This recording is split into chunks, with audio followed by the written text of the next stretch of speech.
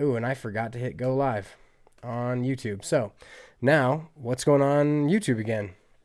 So let's see where to begin. So I don't have any notes for this. I've been kind of like just kind of beaming the past little while because of how incredible the conference experience is. If you saw my post yesterday on Instagram where I quoted something from Legacy, the book about the All Blacks, I think that the experience of being somewhere really with people who have given so much to the sport and kind of how I was treated and the warm welcome that I received was something that I didn't expect and something that I didn't have time to really think through and consider as I was interacting with everyone. So I've got a few stories. I don't really know the way I'm going to go through this, but the thing that I really want to make clear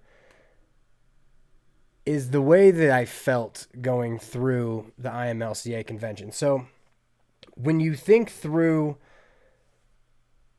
well, I guess when I thought about it, like one of the things that I had a discussion with before I went to the conference was that I didn't want to be the guy who was like walking into a room and kind of like looked up to see if people knew who I was. I didn't want to be that guy. And because I didn't want to give that air of like, oh, I've made some stuff. Maybe you've seen it. Maybe you haven't. And, you know, I had never been in an experience where after creating all of the content that's on YouTube, I'd never been in the experience where I've had a bunch of lacrosse coaches around me. And the welcome that I received was incredible. And the number of people that came up who had used the videos and have used the content was nonstop. So if you follow the social media stuff, mainly Instagram and TikTok and some other things, you'll notice that I got up very early every morning that I was there. So I flew in on Thursday night. I woke up at 6 a.m. on Friday, Saturday, and Sunday to get a workout in before going to the conference, and that was the best decision I've made. Friday morning, I walk in, and Jeff Tambroni's right in front of me, working out, getting his workout in, getting stuff done. Friday morning, I wake up early, go in, and as I'm on the bike, because I don't do much lifting, I just kind of, I just do a 24-minute bike ride to get my heart pumping, and it makes me better throughout the day. And Lars Tiffany walks in midway through. Very cool to get to talk to him. I was actually talking to another person a coach who had watched some of the videos, and Lars and I, and I forgot the guy's name. Sorry, man, I forgot your name. But we had this conversation about the really wholesome and earthly nature of the sport, how some people consider the new metal and plastic sticks to be dead. And I feel that. And it was funny. I got to tell Lars Tiffany a story about myself, my girlfriend / future wife, and my grandmother taking a walk on a golf course behind my grandmother's house, and really just how my grandma was like, walking barefoot through, on nice pristine grass, like reconnects you with the earth, because we always have shoes on. You always have shoes on, and being able to like really feel the earth and make that connection really reminded me of his connection to the stick he received at his father's funeral. And if you watch the national championship games, you've seen that. But so the ability to have that conversation with an idol of mine who has put so much into the sport was one of 100 different stories that I have from this weekend. Like, I'll never forget this weekend ever. And there are parts of the sport, like what I notice more than anything with all of the best in the business is that their conversations had more to do with creating a culture of being a good person and showing that to your players than it did about X's and O's. Now, X's and O's are important. They have their aspects to them, but the real stuff behind all of that is what has meaning. So that's my first initial story to kind of get us into it. Now I've got a couple of announcements. So first off, sorry, Mark. Sorry, Jesse. Your pictures have been taken down. I did not know this was happening, but now I can make as many dad joke / coach joke style things about a wall. And I get to be a little bit more like Joe Rogan as he speaks in front of his wall. So I think that's kind of cool. I had no idea that this was going to be done, but so now I have a wall in my basement to talk in front of. So Wendy and I have been talking a bit about how to make this look better, and I think it looks tremendous. I think it looks really good. I think it kind of adds a level of, I don't know if it's professionalism. It just looks better than it did when it was just kind of hodgepodge with the pictures.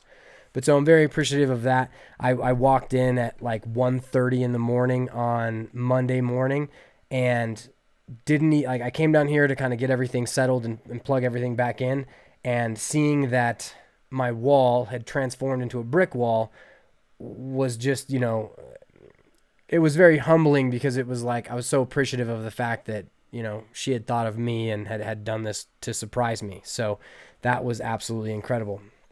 Okay. Couple other announcements. I think I know how I'm going to use that CoachTube program yet, but I'm going to throw it out there and kind of see what you guys think. So let me know what you think about this.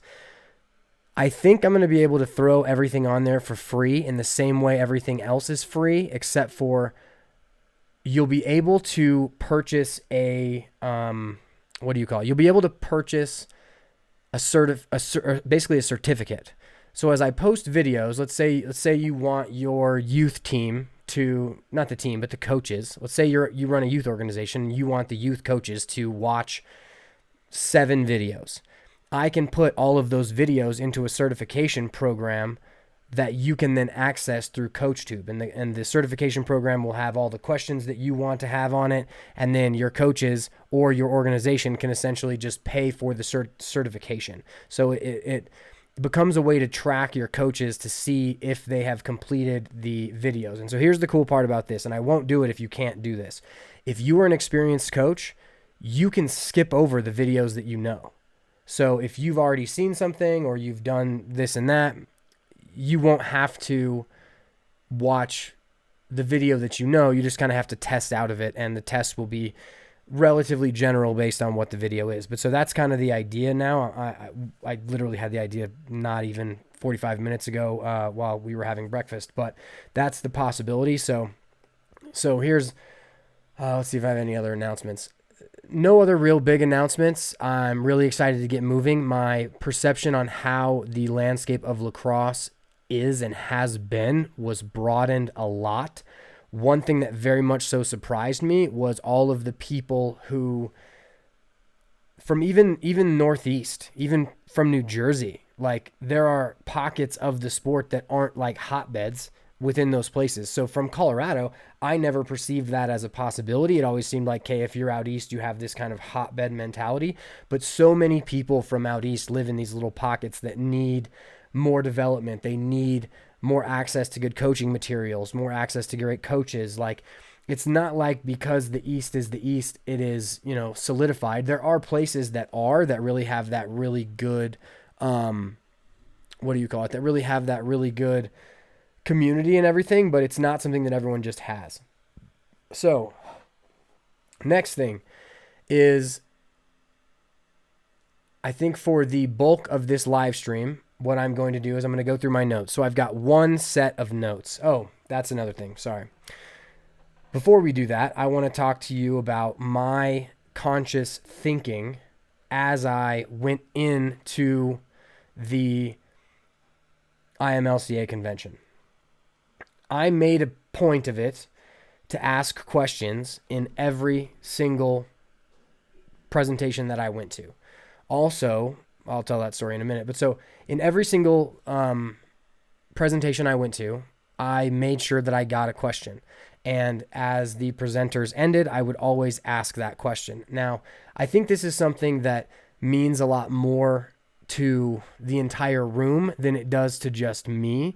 But there were some times that I really had, a very legitimate question. Other times they had kind of touched on things and I felt that it could add value to what they were saying and it could help with clarification for what was happening. So case in point with one that I kind of knew what he was going to say, but I wanted to make sure that I asked the question so that that point got clarified, was in the PICS presentation with Bobby Benson and the Georgetown coach. I'm blanking on his name right now, but I will find it later. But so I asked the question of, as you're being brought to a pick, or as a pick is coming to be set on you as that defenseman and you're getting underneath and around, what is told to the people, to that defenseman, as far as how he needs to maneuver his stick. Because I don't know if many of you have seen this, but there are often times when you're trying to keep pressure on the ball carrier and you put your stick through towards their stick and the pick comes, and your stick actually gets lodged between your body, the player you're defending's body, and it creates like this, what do you call it? It creates this clothesline, and the person setting the pick gets clotheslined, and it's an automatic penalty because you just ran somebody over. But so I asked the question because, as he had outlined it earlier, I hadn't heard him say that, you invert your sticks and you make sure your sticks go up and down. But the reason why I asked so many questions and why I made sure to ask the questions was not only to show that I was invested in what it was because I benefit from it.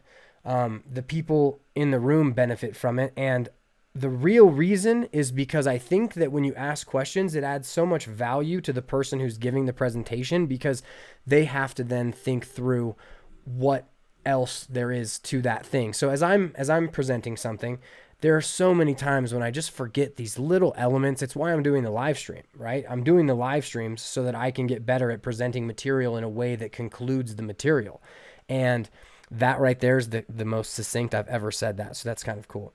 Because I always end up going too far. I almost complete a point and then I don't finish the point. But so I made a point to always ask the questions. And what was funny is some of the people came up to me afterwards and they were like, yeah, no, like he called on someone. And then I was like, I know that voice. That voice sounds familiar, because they had seen the YouTube videos. And that was something that really blew me away. But we'll get a little bit more into that as we kind of talk through how the convention went to me. So now what I'm going to do is I'm going to highlight specific people that I learned something with at the convention. Hopefully, I'm not sure how long this will take. I'm going to try and wrap up in about 45 minutes. So hopefully I can get into and out of as many ideas as I can in this. I'm hoping to be able to pull all of these little points and videos into smaller, succinct pieces. But so as I go through my notes, it's basically just going to be a lot of stories and a lot of things that the presenters were presenting. So first story. As I mentioned a bit earlier, I was a bit nervous going into this conference. I didn't want to be the person who was always actively opening and looking to see if people knew who I was. Once I went in through the conference, so you get off on the third floor, you walk in, you take a right, you take a left, and then there's all of the vendors. And so one of the first vendors was Guardian. And then as I went up and around, there was a couple of other goals. And then you take another right and you have all of the conference rooms on your right. The big one with the field is in that hallway.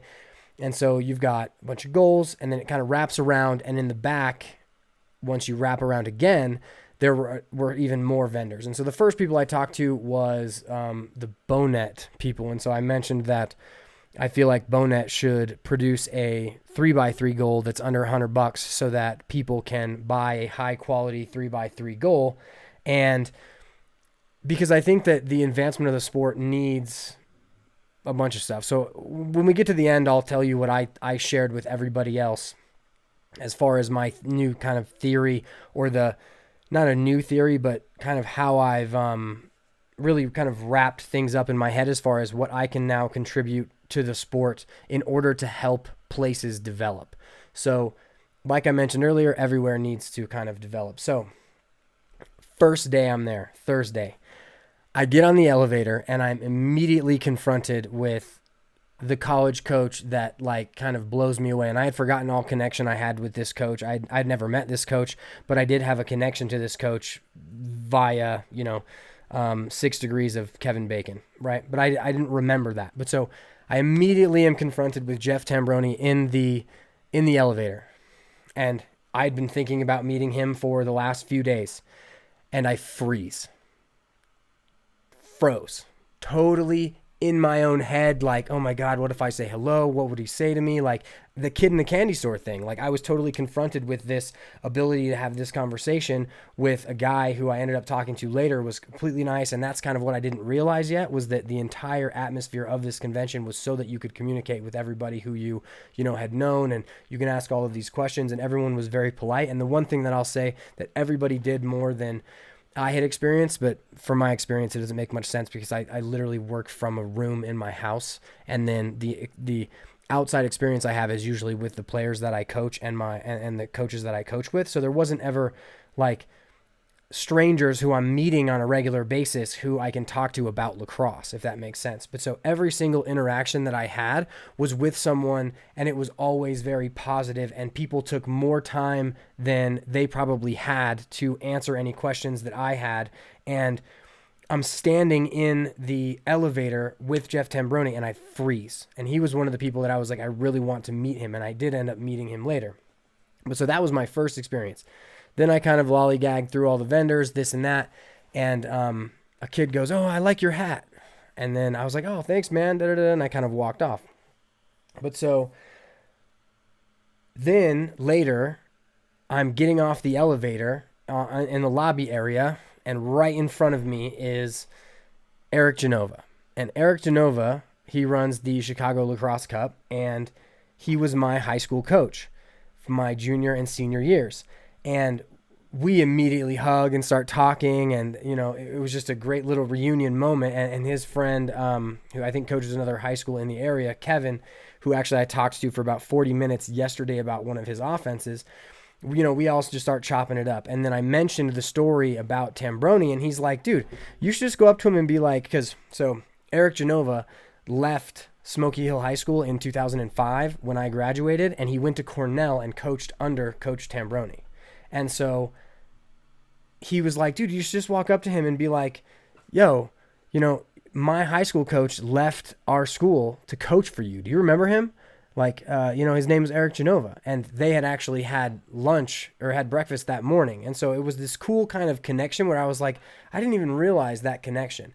And that was something that happened all weekend long, was these connections. So before I get into the other coaches and like lacrosse style stuff that I learned, was I'm walking through the vendors area, and there's a couple goals, and I was talking to the Bonet people about how they should make a 3x goal, and I see a little metal 3x goal. And I'm like, this is the best 3x goal I've ever seen. Like, it's not plastic, it won't break. I could shoot on it with a real actual ball. You wouldn't play 3x with a real ball, but still, it's a great goal for the 3x game.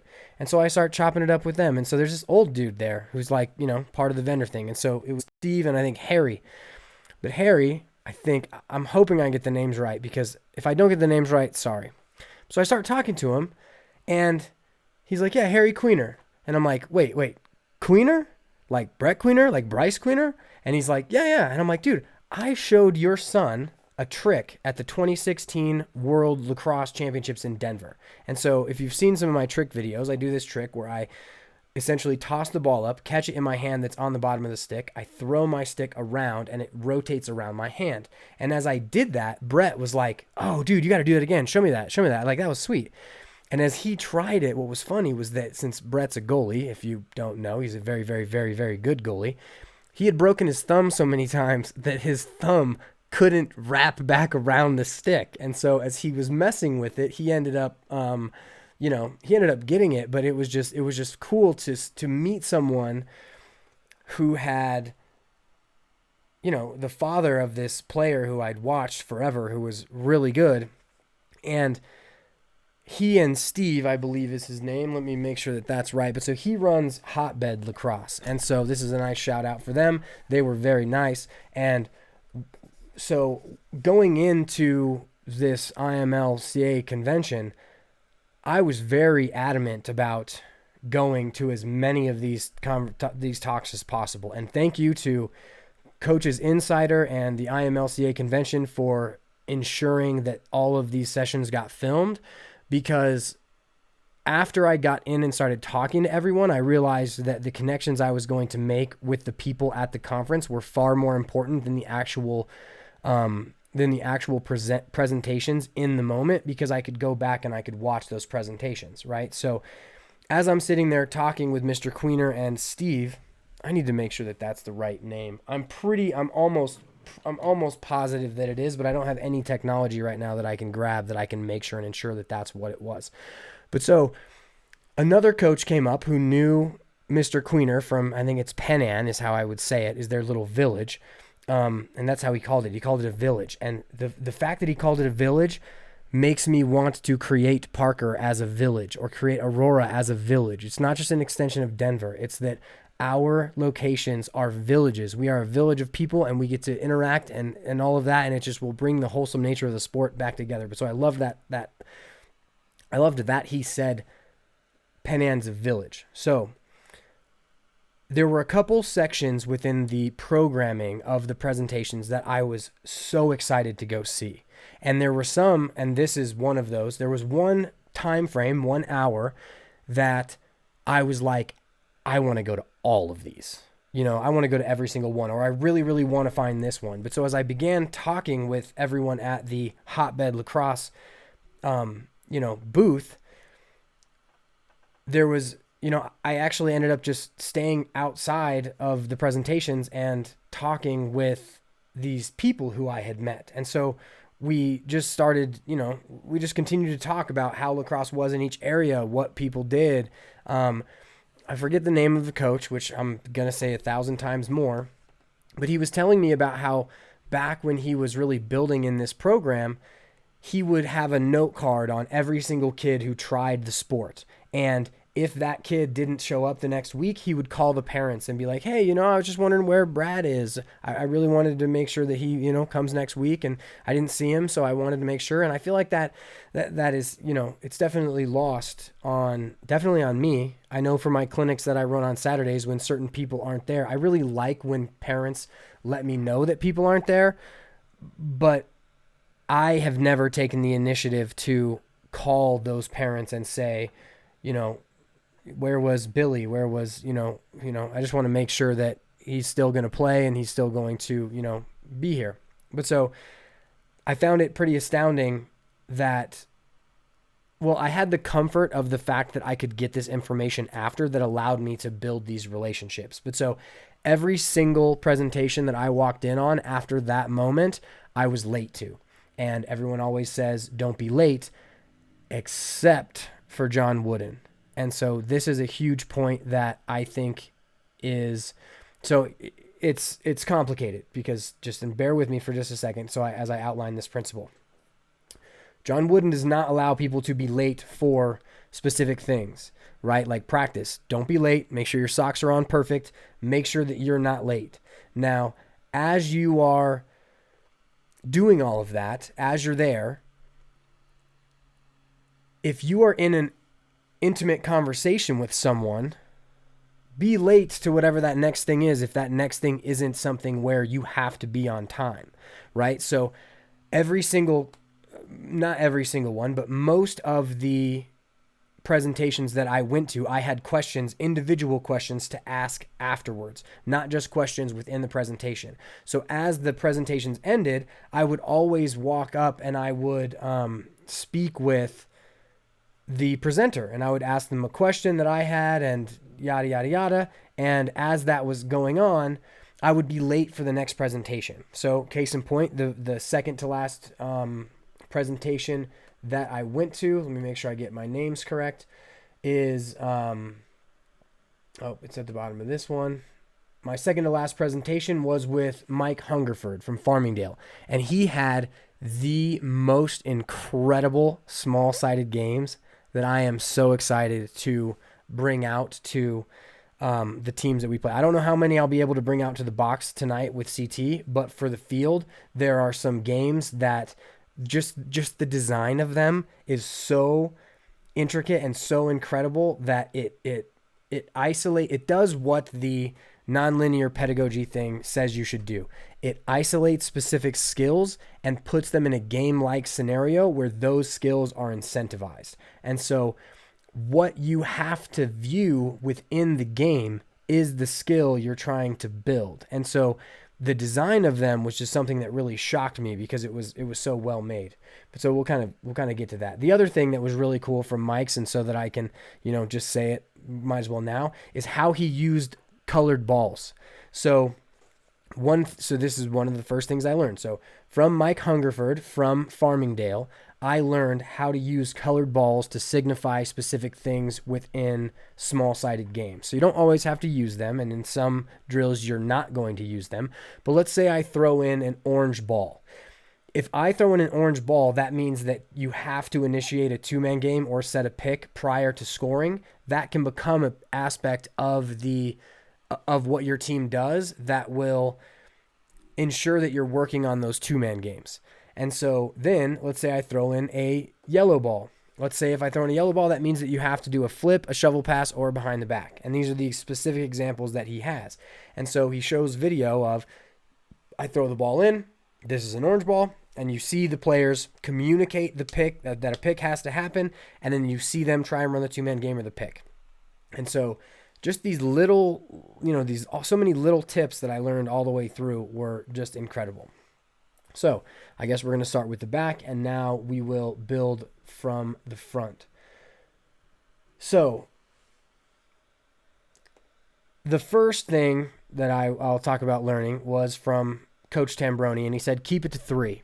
So in any time you have a saying for each section of, offense, defense, transition, if the principles you use can be kept to 3, you can learn and make sure that you are utilizing those a lot easier than if it's 4 or 5 or 6. So what I often do is overcomplicate things.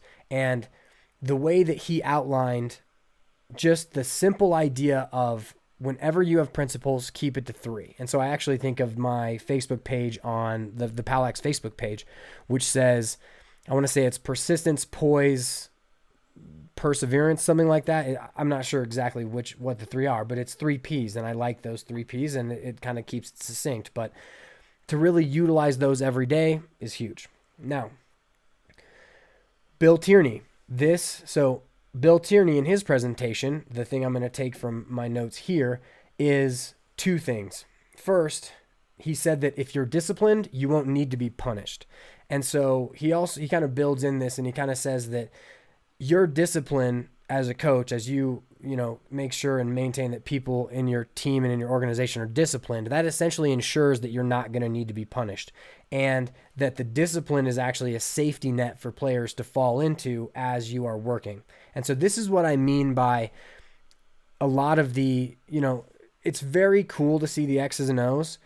One of my intentions was to kind of avoid X's and O's and really get into the, lifestyle of building a great culture. And these two have clearly built great cultures in basically everywhere that they've been.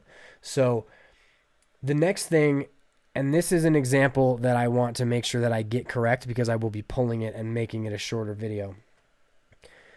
Coach Bill Tierney had an example of how a culture will work. And he asked this question: how often have you been walking in a Safeway or a King Soopers and heard over the intercom, we got to spill on aisle 2, we got to spill on aisle 2. Please send someone to spill on aisle 2. Everyone, right? We've all heard it. And now they have the new one. It's like, cha-ching, ching, it's time to walk your aisles and ensure great service, right? But how often have you heard in a King Soopers,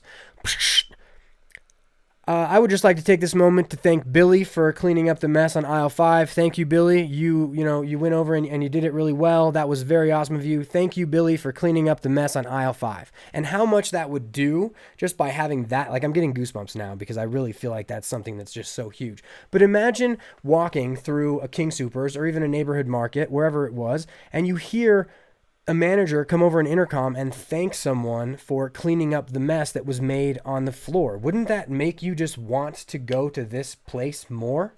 Like, wouldn't you want to seek out that manager and just say, thank you for really embracing your staff?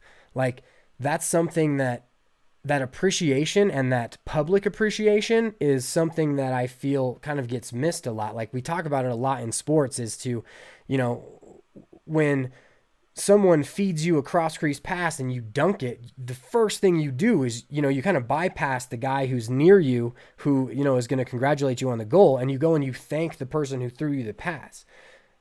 those little things add up in a big way. And I really think that if someone at a supermarket really just thanked someone for cleaning up a mess over the intercom, that every single person in that store would feel so excited about, going to do that. And so I don't know if whether you'd want to make it so that someone who's outside of their usual duties, and you thank that, because there are a lot of little tasks obviously that go into, that kind of go into what you have to do. But that little moment of that public appreciation, I think, can go a really long way. So Coach Solzbacher, who is now in Montana, which upsets me because he is a great guy and he is no longer in Colorado, said, the phrase I use is catch him doing something right. And so that's exactly right. As you catch someone doing something right, I feel like that means a lot, especially in a practice, if you acknowledge how someone's doing something right. And I think that public appreciation is also something that works. So going back to the TikTok thing, because I really like how TikTok's moving now. The first thing that on TikTok really went wild was me acknowledging, a player for really wanting him to cut like he could catch the ball, even though sometimes he doesn't. And, I thought that was cool. But so thanks, Henry. That interaction, like that stuff. That's good stuff. So next person, Coach Galloway, who is the head coach of the Jacksonville Dolphins. What I learned from him was that to vary your inflection as a goalie is a huge thing, and also weak point Wednesdays. So on Wednesdays, Coach Galloway with his goalies would work on a weak point. So if you were not very good at saving off stick hip, which apparently every goalie probably wouldn't be, or maybe you're not as good as getting low, is as they were warming up or as they were shooting, they would really overemphasize getting to that weak point. So I really like the idea of weak point Wednesdays. And as far as varying the inflection for a goalie, this I really liked, because I don't like it to be a goalie calling out slides or things of that nature. Like, a goalie having to make the saves can sometimes be good enough, but if you build them up, it'll be good. But the idea is that as they are, say, calling the location of the ball on the field, top left, back right, all of those things, maybe it's just monotone. But then when you're you're like, turn him. That difference, sorry for anyone listening loud on their headphones, but that varying of the inflection of when it's an important thing is huge. And and in that sense, you say, turn him is very you focused. But if it's something that's off ball, Billy turn him, that's kind of what you'd want to do. So next coach, Coach Natalie from Towson. And Coach Natalie was someone who I was really very excited to meet because of the Towson-Denver game a couple years ago. And within that game, Towson beat Denver, which was a surprise to a lot of people. I'm pretty sure it was in Denver, but I mean, they shut Denver down. It was a very, I think it was closer than I'm kind of describing it now, but the way they shut Denver down was something that really stood out in my head. And so what I learned from Coach Natalie was, and this was direct to a question that I asked, was that some players are just, I think the question that I asked was, how did you create the best short stick defensive midfielders in the country? Like, how did you create that? Because that was incredible. And so I believe the player that I was talking about, I didn't know his name as I asked the question, was Zach Goodrich. But he mentioned that this player was 6'3", 225 pounds, just a sheer humongous athlete with a huge long reach. And so even with his short stick, his reach was much longer than your average player. And so as those short stick defensive midfielders were being dodged on all the time, they just had that athletic advantage. And so sometimes things aren't very coach based. It's just that, like, that guy was a freak athlete, And so I think that you do need to make sure that you are very specific to certain people. And I'm going to get to that after I talk through another coach and what I learned from that coach, but that sometimes it really is just the personnel. Like, you have to find that personnel. Okay. So the next coach I have is, let's see if we're going to do this one. So Coach Seth Tierney, Oh, the Diplomat Drill. That's really cool. So, and he calls it a Diplomat Drill. I forget which school he's from, but it was funny. The Diplomat Drill is this drill where essentially you have a 3v2 and a 4v3 that are on opposite goals that are side by side with each other. And one team is defending one of the goals and then attacking the other. So you have to actually clear side to side and it just plays itself out. It's actually a very cool drill. What was funny was that as I was speaking with more people, I kept overhearing like, I ain't going to call it the Diplomat Drill. Like, there ain't no way I'm calling it that because whatever school he was from was that drill. But so very cool drill from Coach Tierney. I think there's more to it, but let's see. I'm trying to find some more that are very easy to kind of go over. So here's a really good one. So Coach Meyer, I forget where he's from. And so this is another thing I'd like to get to near the end so I can kind of thank a couple people as I get to it. But so being from Colorado, I don't know all of I don't know all the people from out east. And there's a lot of things that are happening in the sport that a lot of people out east don't like because they have that community and they have that base, but I don't know anything about that. And that's something where I'm not going to act like I do. Like I have my opinion now about kind of if what I was told was how it was, what things are, but either way. So I just don't know what Coach, I think, actually, no, it's West Genny.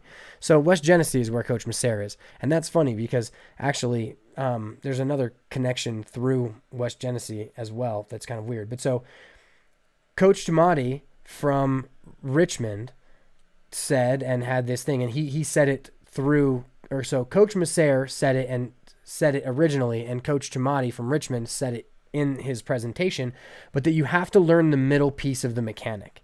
So when you are throwing a ball, if you can understand the midpoint in the mechanic, that's really what all of the skill work is really about. So whether it's on a split dodge and how you really need to understand the idea of, you're going to throw a feint step to your right, big step to your left, and then you're going to come back to your right. What most kids don't do really well is that big step to your left, that middle step where you're really selling someone like you're going to go one direction and then you go the opposite direction.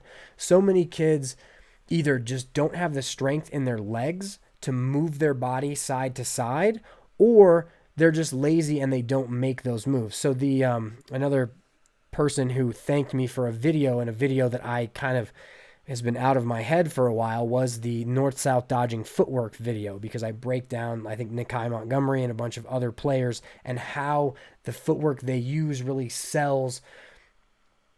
It sells their split dodge or their face dodge or whatever north-south dodge they're doing. And it was very cool to have someone kind of be like, that was the video that this really clicked for me. And so, but that middle part of the mechanic is a huge part. And there's a drill called Space Invaders and a game. It's basically a game. It's not really a drill, but it's a game called Space Invaders that he had that was unreal. One of the best drills I've seen in a long time. It's very free play, very free flowing, but you have to it's essentially a 4-on-0 drill where you have to hit each thing once, right? So let's say you're trying to do picks. Let's say you want to build, he called them drifts. I call them fades. Let's say you want to build a fade, and then you have to have a, say, wing-to-wing pass. That as these 4 start, they just play it out, but they have to have the pick. They have to have the fade. They have to have the thing. And the question that I asked Coach Tamati was, within that drill, how do your off-ball players move? Because as he threw the ball in, there were so many times when it was just the 2 people who were closest together that would start the initial action, and the backside players wouldn't do anything. And so I asked him, will you sometimes have those backside players fade or get them moving? And his answer was, I don't really care what they do, and I don't really put it in. The key is that they have to stay even, and they have to even up the field and stay spaced. That was the thing that he made his intention, really known. So the next thing that we had was, so the next person I'm going to outline is Coach Nick Meyer. Nick Meyer's, I want to say it's Nick Meyer, but so he is the head coach at Ohio State. I got to tell him that I made his Ohio State pairs video from when he beat Denver, and that seemed to be a video that everyone kind of was appreciative of, and that was very cool. The thing that I really liked about he spoke in reference to the U.S. national team. And as he spoke, the thing that I really took away from it, and the thing he was really instituting, was this idea of a humble warrior, right? So when you bring together the best players from all around the country and you are trying to have them work as a team, egos will get in the way. And so what they would do is they would do this 7 good minutes thing. And so here's something that's crazy. He said, and I don't know where he got this from, but he said that 7 minutes is the average time you talk to your spouse per day. And I think that's probably very accurate, but the reason he said it was he really wanted to make sure that within those minutes that he was very present. But so they had a lot of other examples, and I'm kind of questioning how I tied this all together within, and Seth Tierney was in this presentation too. But so there's 2 things from Meyer that I'm going to say. So one of the things they did with these players was that they had them get with a partner in a room, and they would just have to look at each other in the eyes for 7 minutes. And they had another one where they would sit in a circle and they would basically have to call each other out. Like, hey, which person in this room do you not like? Because they had all competed against each other as they were playing in certain spots, and they would kind of just get out all of that anxiety and that negativity so that they could, move forward with playing the game and playing it well. And so that was something that I feel that the cathartic nature of having interactions like that to build a team is something that I miss doing, because I'm so excited for my son to be of age where he can just come to practice with me, because I miss the days at Grandview where we would have lifts and then chalk talk, and we wouldn't talk about lacrosse at all in chalk talk. We would just talk about life, and we would talk about what the kids were struggling with. And once someone who, like, so a example of this that's really good is, like, we had a player at Grandview named Keaton Carney, and Keaton was an all-around great kid. But when Keaton would say something as a senior about something he was struggling with, the entire team would rally around him, and then people would rally around each other even more after that. And it was just something where those moments are something that you can't fake. If you fake it, the kids will eat you alive.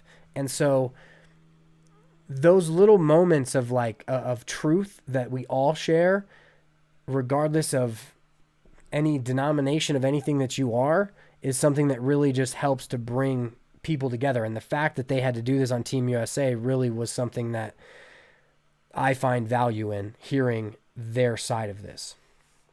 Okay, so the next one. So Steve Colfer from Cabrini. So this is a very cool story.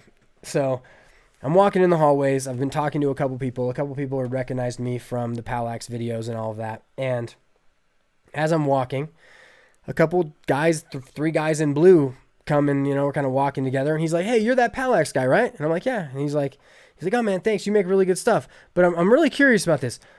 Why couldn't you have made that Wesleyan Zone video about 3 months earlier? And I'm like, I don't know. He's like, yeah, because they beat us. And I just wish you would have made that earlier, because we could have beat them if we'd have known about what that zone was like. And so this did like 3 or 4 things. So first off, collegiate coach used my video of breaking down the Wesleyan Zone video, and that was like, right? So I see all these views on YouTube, but I don't have a face to the views. Like, the views don't mean anything. And so another thing about this, and I've been kind of trying to think through how I need to explain this, but neither does the money on Patreon, right? So I've got a Patreon. They have PDFs that correspond to the videos that you can get for $5 a month. Once you become a patron, you can get them for all $5. And I think there's 316 people who are supporting me for $5 a month to continue to create this content. I don't get to see their faces. That's what this did for me. This let me see the faces of the people who use the content. And so the fact that Steve used this video to try and do it. So let me complete the story. So Cabrini won the Division III national title this year. And so once I realized that, it put reference to our interaction earlier where he had asked me about the Wesleyan Zone video, because they won the national title this year. And in his speech that he was giving on the championship night was, that he was asked about the fact that they didn't need to get to a championship and lose in order to win a championship, because apparently that's a common trope with people who win championships, is that first you have to get to the championship game and lose in order to win the championship game. And what he said was he didn't feel like he hadn't been in a championship game, because in 2018, when Wesleyan won the national title game against Salisbury, they had beaten Cabrini in the first round. And so he felt like because they had barely lost to the Wesleyan team that won the national title, that game they lost acted as the national title game for them. And so I really respected that, but it put this reference to our interaction about the Wesleyan Zone video through this thing. And that was just so cool. It was, it was kind of shocking, it was very jarring for me, because working in, for a lot of this, I just have my head down and I'm working on the next thing. And I don't really get to see people who are utilizing the content. And when you put a face to it, like so many people, it just, I'll tell us another story in a minute, but it's what makes it kind of not tough, but it brings a lot more value and it doesn't put more stress on me, but it makes me want to make more. Because if people are using it and they like it, I really just want to make sure that I continue to put out great stuff. But so here's what I got from Steve Colfer. So he spoke first, and then it was Mike Morgan, the Merrimack coach, and then it was Lars Tiffany from Virginia, because those are the teams that won the NCAA divisions. So, and I'm going to mention his name again because I want to pull this as well. So, hi, Patty. So, Steve Colfer of Cabrini, in his championship speech, started to talk about how much the people around him mattered to him. And as he mentioned his wife, he kind of had to choke it back a bit, because he had just outlined this entire section of, 20 years of work was put into the ability to win this national title game, right? So he had 20 years of work. And it was funny because he started talking about you have to kind of know yourself. You got to know who you are. And as much as your wife or the person that you're with really wants you to think about what the drapes might look like next week after you guys go to Home Depot, you're probably not going to do that. And it's probably in your head as you're going to sleep, you're probably going to think oh man, I wonder if we could put that right in. I wonder if, Jim's fast enough to be able to cover an attackman so that we can throw that 10-man in, or whatever it is, whatever you're thinking about it today. And so as he got to the part about how thankful he was of his wife, it reminded me of Wendy, because I left my job at Ridgeview to start Lacrosse 8 years ago. And she was one of the main things, she was the solid foundation that allowed me to go out and find a way, if that makes sense. And so seeing him in this talk, he had talked about so many other people, but the fact that it was his wife that got him, that hit me in the face. And so I was very thankful that he shared that with us, because it's something that builds the back end, the life of what things are, that really makes it meaningful. And that's something that, it hits you. But so to stay on this note, because if I don't say it now, I probably won't get to it, because I think I have a maximum of, I think 19 more minutes before, because Wendy's off right now. So I have a little bit of extra time. But so, one of the things that Coach Tambroni recommended to read was Legacy, and it's a story of the the All Blacks. So this is the book, and he recommended it. It was the first thing that he recommended. So there for Facebook, if you haven't seen it, this is the book that it is. And every night when my son is in the bath, Wendy will handle the bath, and then I'll read. So I'll basically sit on the john and I'll just read. And I started reading to Turner when he was still inside, right? When he was still in the womb. And so we started reading the Harry Potter books. So usually we read Harry Potter, and we're on the 7th one. We're about halfway through it. But I asked if I could start reading this, because this is something that I need to find the time to read, because I really would like to do it. But so I'm starting to get it again. But so there was a passage in this where basically it explained that after the game for the All Blacks, which is a rugby team in New Zealand, I believe, that after the game, while everyone else in the stadium and everyone had left, there were the cheering, there was all these replays that were being played, all of the fans who are, have this memory of this amazing team in their heads, that, the All Blacks were in their locker room sweeping up after themselves, and that they were, doing that. And that's something that it's going to get me, that I want for my son. I want him to have that. But so it just hit me like it is now, because that's what lacrosse is about. So I'm going to take a minute, 1 second. The fact that Steve shared that with us was something that his love for his wife and the fact that she allowed him to do that was just really cool. Okay, back to lacrosse. So Mike Morgan, who is the coach for Merrimack, he started, and so what I learned from him, that was tough. That might be something I'll have to cut to, but people have to kind of be in the right mood to see that one. One of the things that the interactions with, 1 second.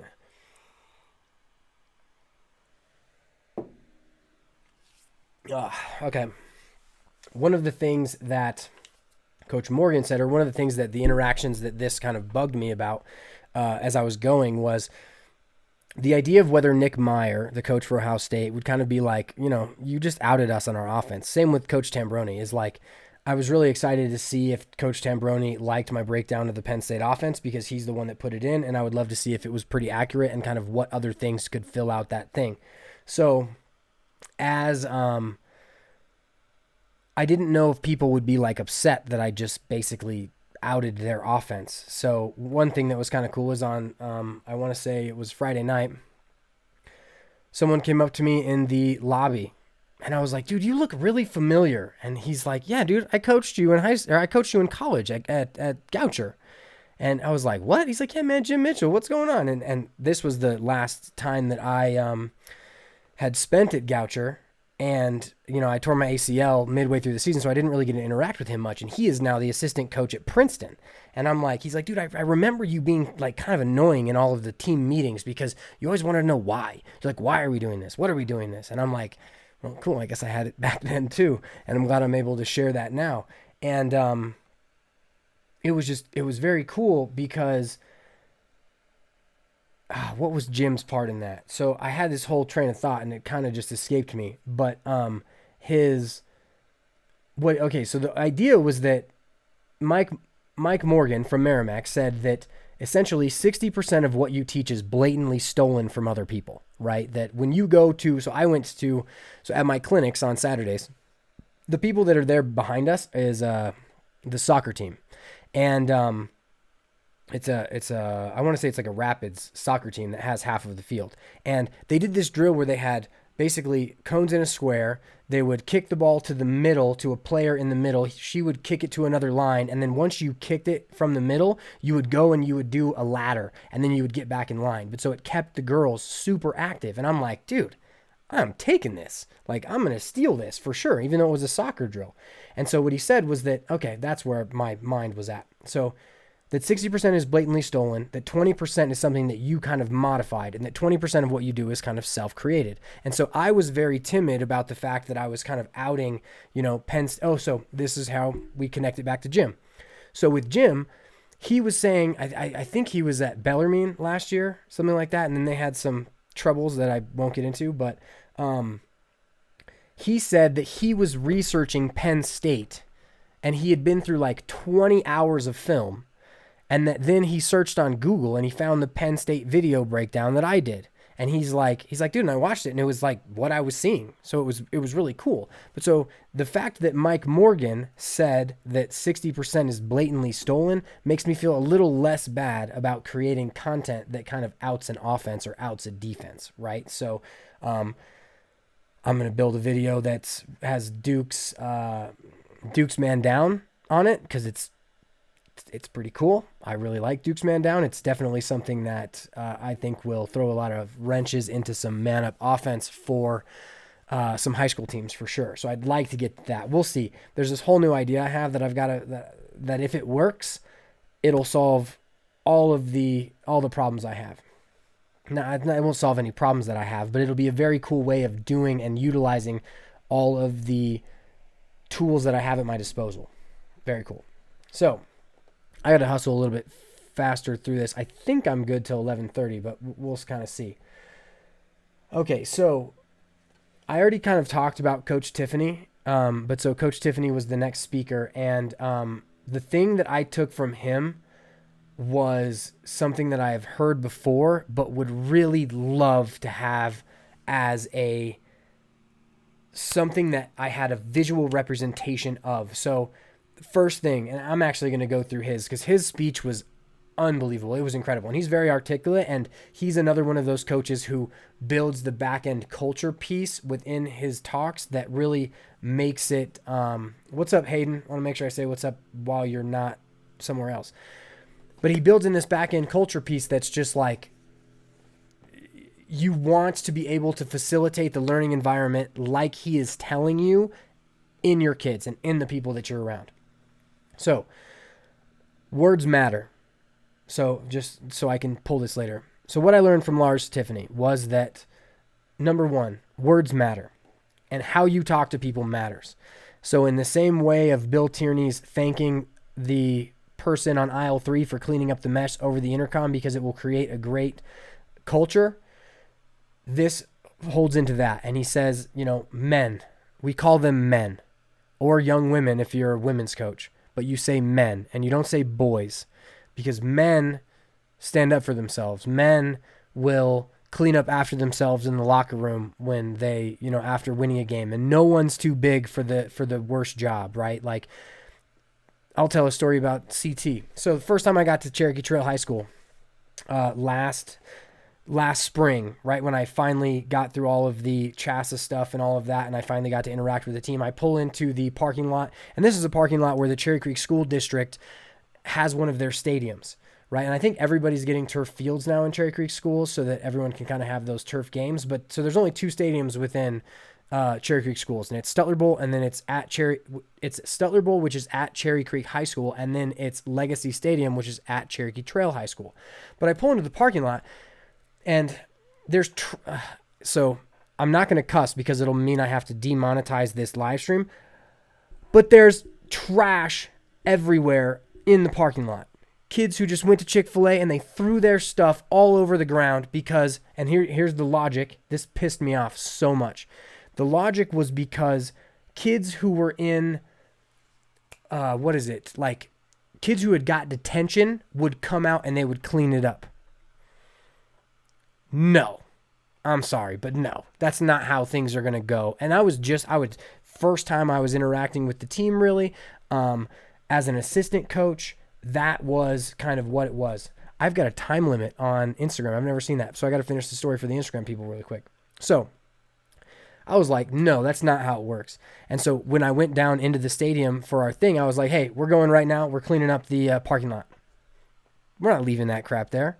And it drives me nuts because if that's kind of how it looks to I would be giving littering tickets to the kids who threw their stuff, and I would check the cameras. Like, you don't litter in our parking lot. This is where everyone else comes to see our facility for Cherry Creek Schools. We are representing Cherry Creek Schools, and there's trash all over the parking lot.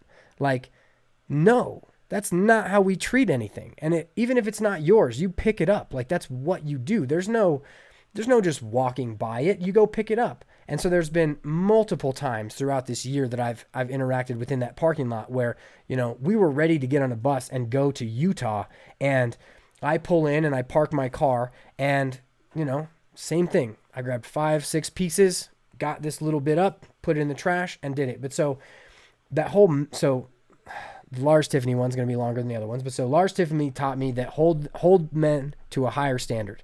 And that builds into the Bill Tierney's. It builds into Coach Tambroni's. Second thing from Lars Tiffany is lock the gates. When you step out on that field for 2 hours, lock the gates behind you. And this comes, so 1 second, I'll get into this. This is kind of going to mess up this thing, but this live stream on Instagram, I'm going to see if I can start another one. I'm not sure I'll be able to, but all of you who are watching on Instagram, go to YouTube. It's the same live stream. You'll be able to pick it up there. Thanks for watching on Instagram. So, Lars Tiffany taught me that words matter and that we have to hold, and that using the term men means something to these players, to these young men. And that when we get out onto the field, you have to lock the gates. And so this is in the same vein as, burn the boats. I forget who it was, if it was Cortez or who it was, but it was, when they got to the new world, they burnt the boats behind them because they were staying. There was no way out, right? And so no matter what happens on that field, everyone's in it and everyone's staying and everyone is going to, put it in. There's no escaping it. And so this year, they made a very serious effort to reduce their alcohol consumption. And so basically for those 2 hours on the field, so that was just another thing that they did, but for those 2 hours on the field, they locked the gates. You can't fake it for those 2 hours. And that's the thing that a lot of kids, I feel, don't recognize now. I feel like they don't understand the idea that they can't fake it. Fake it till you make it is BS. You don't fake it till you make it. You just go do it. And however good you are at it is how good you are at it. And then you keep working at it. Like, I think I need to post the very first video I made, because when you see how terrible it was, you realize how much, and it's not like I'm special. I just made videos. That's all I did. And I just kind of got better and I tweaked certain things, this and that. And I'm going to throw a shout out. Mike Mike W from Philly. I'm excited to meet you when you are in, when we're in Philly for LaxCon, because Mike hit me up and he's like, man, I have this little space I can do some training at, and I would like to, start making videos. And he did, and he's starting to make them. He's got 2 of them. They're out right now. They're awesome. They're like little things where he's teaching people how to do, a cutting drill and another drill. And just the fact that he's in it by the camera that he uses, because it's a Osmo something, but either way, it'll help me to create my content as well. Okay, this is saying that my OBS studio is trying to reconnect. So if this drops off, I do apologize. Yep. Okay, so that looks like it's back. Looks like we should be good there. Okay, sorry about that if that interrupted your flow. So, about 5 minutes left. I'm going to go through things as quickly as I can, and then we're kind of just going to wrap this up. But so I thought that from Lars Tiffany was huge. And the third thing from Lars Tiffany is believe. Believe that what we're doing is the right thing and that we're making the right sacrifices. And I think that's huge, because if you don't believe in the team and what you're doing, you can't, I guess, you just won't put it into it. So there is a message that I want to get out in this live stream that isn't really connected to this. So I think I'm kind of going to go over this, and then I'll pick this up where I left off in next week's live stream. So as I'm reading the book Legacy, one of the things in the first chapter, on literally the other page from when I kind of broke down and was very intentional about my son in that moment, was Coach Lombardi of the Green Bay Packers, and I'm going to read it to you because I think it's phrased very well. But so he says that. So here's what it says: from self-knowledge, Lombardi believed, we develop character and integrity, and from character and integrity comes leadership. And I want to focus on this subject for a minute, because Gary Vee talks about self-awareness, so does Jordan Peterson, and I think that it's something that, as much as I can share this message, I would love to share this message. The role of a father is to encourage. The role of a coach is to encourage. You encourage them to go experience things for themselves so that they can gain an understanding about the world and about what the world has to offer and what they would like to do in the world. And the only way... Oh, so here's another part of it. Well, I'm thinking of if I want to start that over again, because I want the soundbite to be good. But the only way you find out what you like to do is by trying a ton of stuff. So you got to go try a bunch of things. And so many kids are wrapped up in the idea of what they're going to look like because they'll be foolish and they don't go try anything. But the only way you come to the realization of who you are and what you want to do and what matters to you is by going and doing. Anytime you subtly back off a point you want to make, you are putting out into the world something that is not intentionally you. So let's say you're in an environment with others and you have to work with them. If at any point in time you bite your tongue on something that annoys you, the odds of them doing it again is they're just going to do it again. And then they won't know that it annoys you and you won't be able to work with them together. And so over time you build up this frustration because you never presented your true piece to the world. The key is to present your true piece to the world, navigate through a ton of different things, and then find the things that you love to do.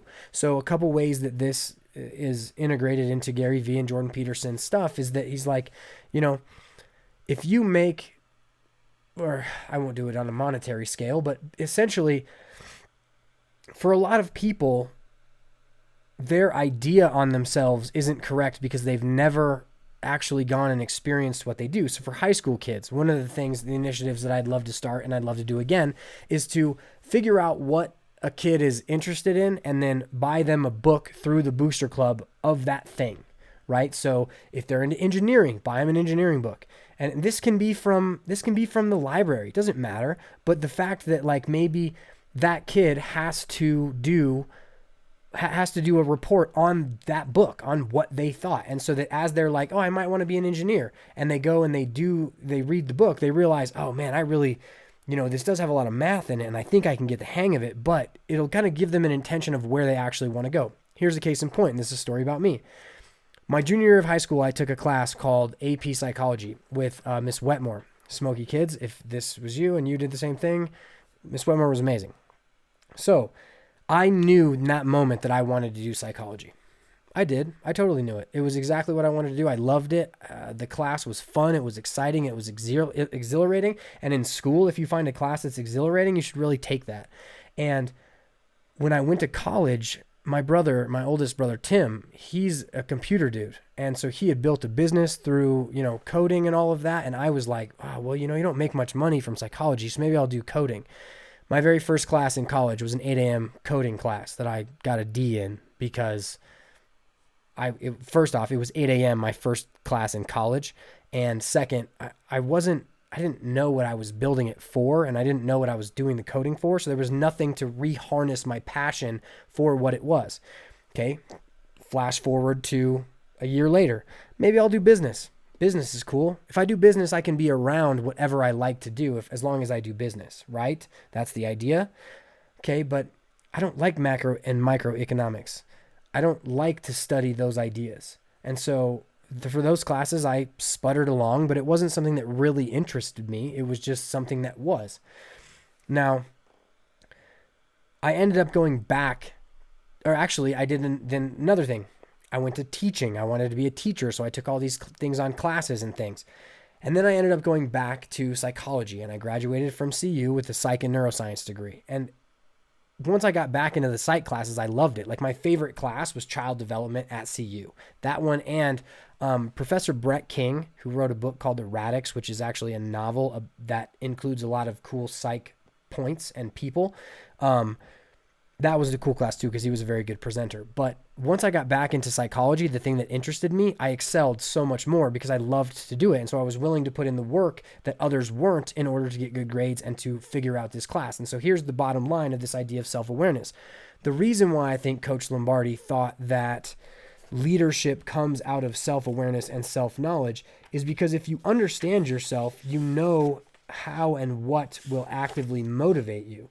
So, in order to develop character and to have integrity, you have to be yourself in a way that allows others to understand who you are. And so here's the thing. You might piss people off, but those people won't want to be around you. So they will snip themselves. They will parse themselves out.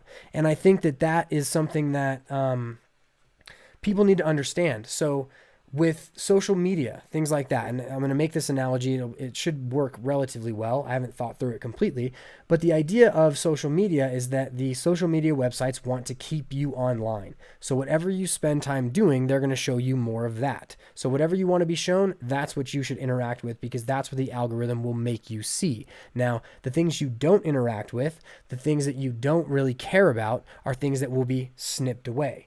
So how this goes back into your self-awareness piece is, if you just act like yourself and you don't hide who you are, you will then parse out the people who don't like who you are. And you won't have to be around those people, is the thing. So every parent, every coach knows that there are certain people that they kind of just, when they go to the game and there's that one parent that they don't like, they don't sit by that parent. They sit by the other person who's over here.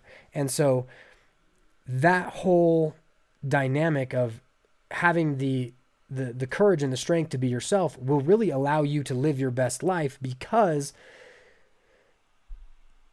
it will prune out the people who don't like you the way you are. And that doesn't mean that you're good the way you are. It means that at least you are giving people a good understanding of who you are. So the ones that like you and are willing to be around you will come with you, and the others won't. So that was a very long, drawn out point about self-awareness.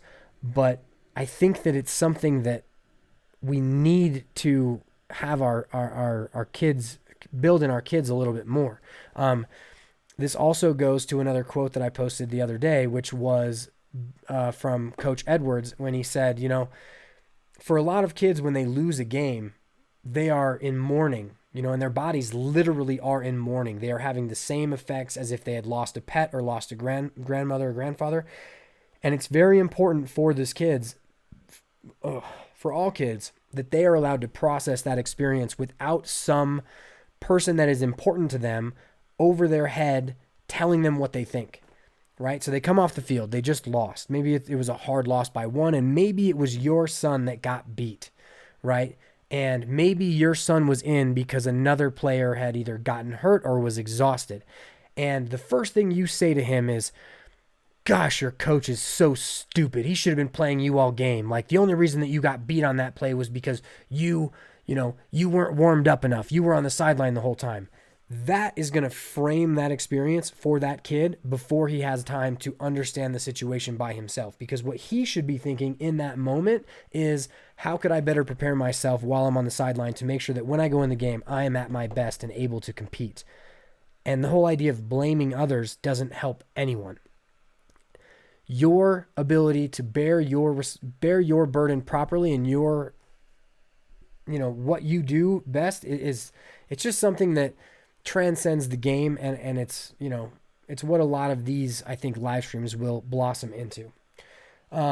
So I actually think we're relatively good. I know Wendy has to leave at some point. I'm trying to see if I've got any more little things that I would like to say first. Okay.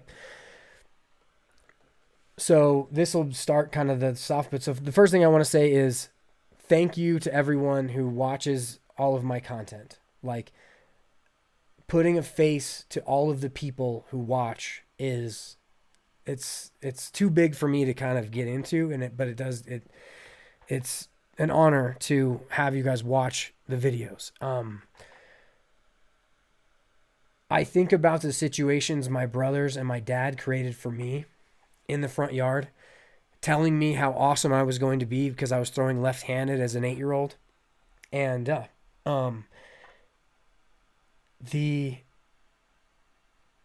it's a privilege to be able to put out content that you actually like, because it means that I have put something out that helps you facilitate good lacrosse in your area, which allows you to create those moments that I look back on.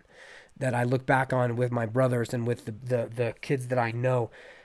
And I don't think I really recognized the depth with which those views were, but I just want you to know that I take it very seriously, and that I can't wait to continue to work for all of you who put stuff out and who help support me.